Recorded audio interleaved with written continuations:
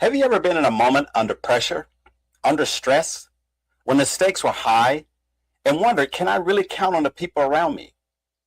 Not when things are easy, not when everything is good, not when everyone is smiling, but when it truly counts. Because leadership is not tested in comfort, it is tested in crisis. Hello, my friends, and welcome to Living the Laws. I'm Larry Law Sr., and it is another edition of Wednesday Wisdom Live, where whether you're joining us live or catching the replay, I'm glad you're here. This is the midweek reset, a place where leaders like you come to recharge, refocus, and rise in your leadership journey. On today's video, we'll dive into the law of accountability. But before we go, I would like to invite you, if you're serious about growing as a leader, take a free leadership assessment, comment leadership below, and we'll send you the link that will help discover your strengths, your blind spots, and your leadership style.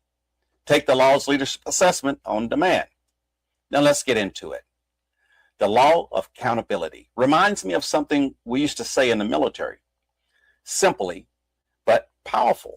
I got your six. That phrase wasn't symbolic. It was a promise. It meant you can move forward because I'm watching your back. John Maxwell teaches us that the law of accountability means teammates must be able to count on each other when it counts, not when the pressure is low, not when the environment is safe, but when decisions matter, when mistakes count, lives, career, reputations, or missions. Accountability is not about control, it's about trust. We don't work for each other, we work with each other, and that difference matters. Accountability is the ability and desire for teammates to move together towards a shared goal. And according to Maxwell, accountability doesn't matter and by accident. And it don't happen by accident. It's a formula behind it. Character plus confidence plus commitment plus consistency plus cohesion. Equal accountability. Every breakdown on a team can usually be traced to one of these 5 areas. Accountability begins with character because character makes trust possible. If you don't trust you, I won't count on you, period. In the military, we didn't just evaluate skill, we evaluated integrity. You could be technically sharp, but if your word couldn't be trusted, you were a liability. One of Robert A. Cook's famous quotes said, "You can buy brains, but you cannot buy character." I've seen this firsthand in uniform and in nonprofit leadership. You can write values on the wall, but the only value that matters are the ones people live every day. They live it when no one else is watching. When character fails, accountability collapses. But character alone is not enough. Good intentions don't substitute ability. If you had to undergo life-saving surgery, would you rather be taken care of by a person who is a bad surgeon or a skilled surgeon who lacks warmth? Well, most people would choose competence when lives are on the line. In leadership, we need both. I've served alongside with incredible hearts, people with incredible hearts, but when it came to execution, they were not able to get the job done. And readiness matters. Accountability requires competence. You must be able to deliver when the moment demands it. Commitment answers one question. Are you in it? Are you in this no matter what? Fair weather teammates weaken teams. You don't want to wonder who's going to show up when things get difficult. In the Army, commitment wasn't optional. You didn't quit the mission because it got uncomfortable. You didn't disengage because it got hard. In nonprofit work, I've seen the same thing. When funding tightens, when systems are stressed, when people are tired, commitment shows itself. Accountability requires people to stay, especially when leaving would be easier. Consistency builds confidence. If people don't know which version of you is showing up today, they won't trust you tomorrow. Leaders who are unpredictable create anxiety. Leaders who are consistent create stability. When I was a senior non-commissioned officer, my soldiers needed to know what to expect from me. Not perfection, but reliability. Consistency says you can count on me day in and day out. Cohesion is the glue. It's the glue that is the ability to hold things together, especially when pressure tries to pull you apart. There's one old saying, either we're pulling together or we're pulling apart. Cohesion doesn't mean agreement, not agreement on everything. It means alignment around the mission. And cohesion means it takes time. It requires shared experiences, shared struggles, and shared wins. During my military career, I served in long-haul telecommunication.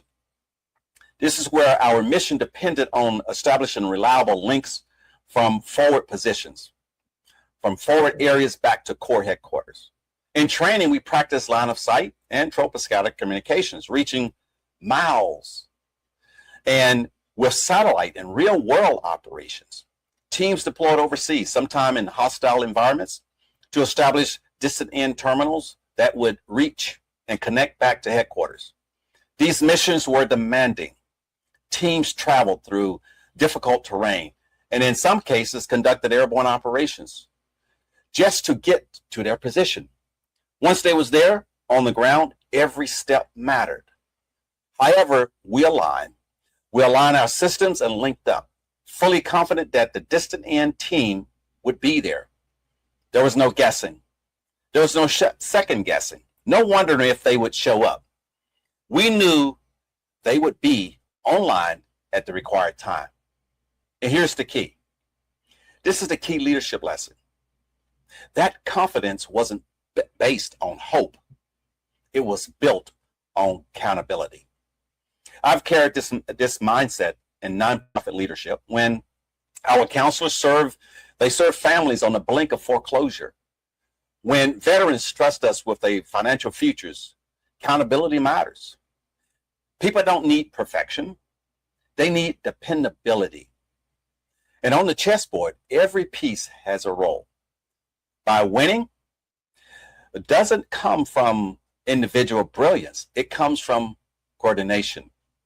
You may have a powerful queen or a strong rook, but if your pieces don't protect one another, the position collapses. There's a moment in chess when you commit to a line of play. You trust that your bishop is covering the diagonal. You trust that your knight is guarding the square.